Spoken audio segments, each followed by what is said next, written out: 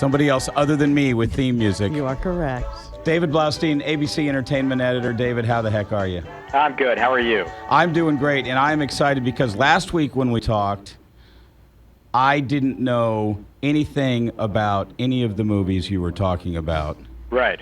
But this week I'm very excited because I really enjoyed Now You Can See Me, the magician flick, and now apparently Now You Can See Me 2 is on its way.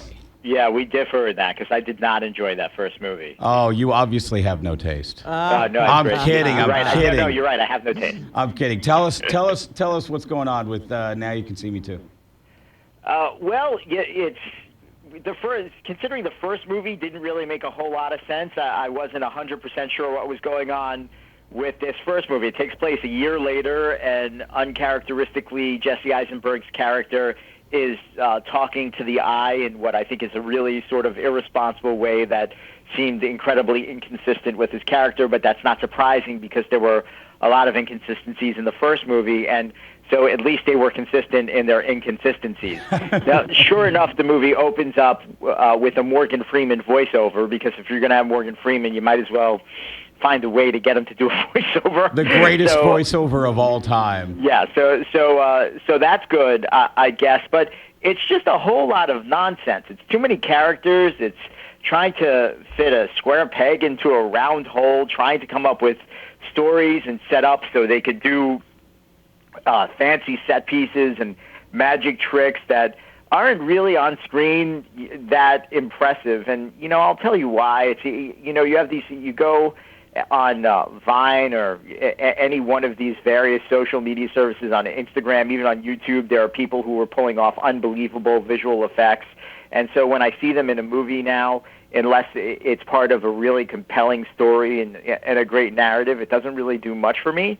I just didn't like this movie. I thought the story was out of control. It was very clear to me that they were trying to come up with something just to continue to make money, which is their right and prerogative. I mean, it is a business, and there are people, I guess, who think that these are good movies, even though they're not being told good stories. And that's okay, to each his own. But for me, 2 out of 5 stars.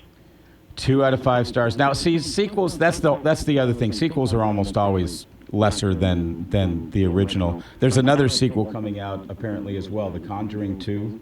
Yeah, and I got to tell you that you're right. Most of the time, sequels aren't better than the first movie. In some cases, they are, or they're just as good. But in general, they're usually not, and a lot of times it's a money grab.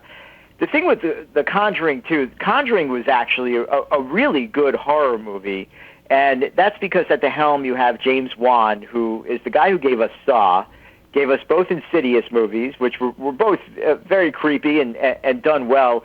And James Wan is just becoming a modern-day horror master. I don't think there's anybody who's doing horror movies better.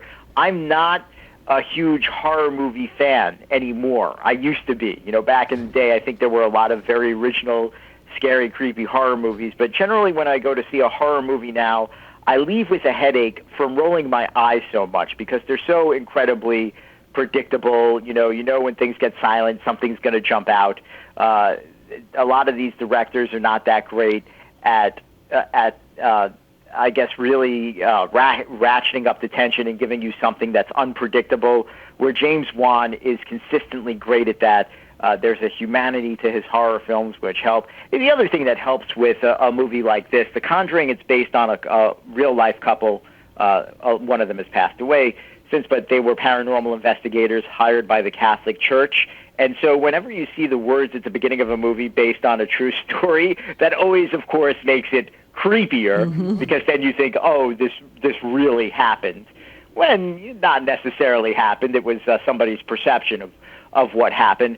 But this is just done so well. I mean, this is a story that takes place in England. It's actually, they claim, the most documented paranormal event ever. So there are pictures and there are recordings, which make it interesting as well. But this movie will freak you out. This is a legitimately scary movie. I loved it. 4 out of 5 stars. 4 out of 5 stars, Conjuring 2. I haven't seen Conjuring 1. So. No, I have not either. Yeah, I mean, if you like horror movies, I think you're going to like this. The other thing is this movie's over 2 hours long, and you don't notice. I mean, it's very rare for a horror movie to be more than 90 minutes long. horror movies are a cash cow for Hollywood. It's the most successful genre because they're the cheapest movies to make, and they get the greatest return on investment. People love to go see horror movies. I think it's the one great communal genre that they have, because you're all going to a movie theater to be scared with other people, and you're all having visceral reactions together, and it's part of the appeal of going to the movies. We constantly hear the stories about how the exhibitor, the movie theater business is dying, more people are staying home, and that might be true. There's more access to good entertainment and great sounding and great looking entertainment in your home. It's more affordable than ever, but you can't replicate that communal experience, really. So that's why we'll always have that, and that's part of the reason why horror movies do so well. David Blaustein, ABC Entertainment Editor, thank you for joining us. You're listening to Tony Messenger on the Big 550.